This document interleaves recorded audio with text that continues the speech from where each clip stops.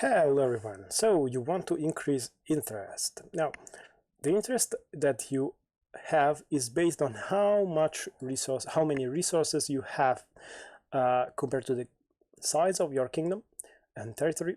For example, I have a small territory, but I also have a very large amount of resources.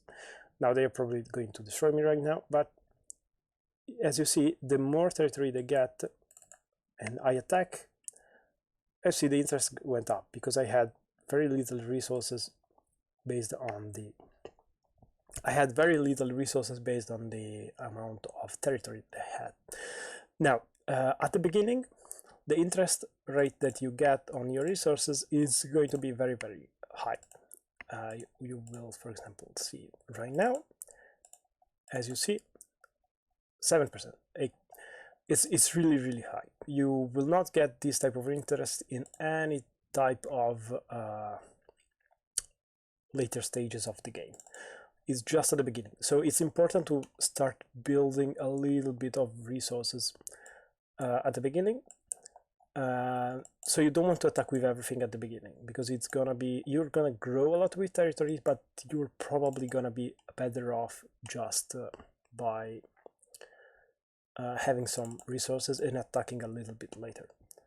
It's kind of a beginner mistake to attack with everything at the beginning.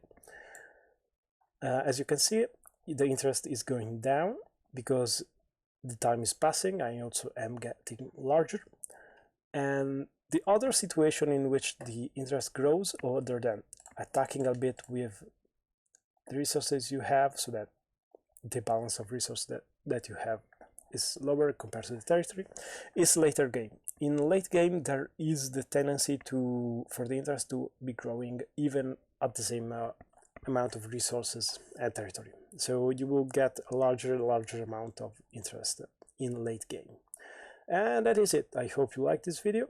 Leave a like, subscribe, and see you next time.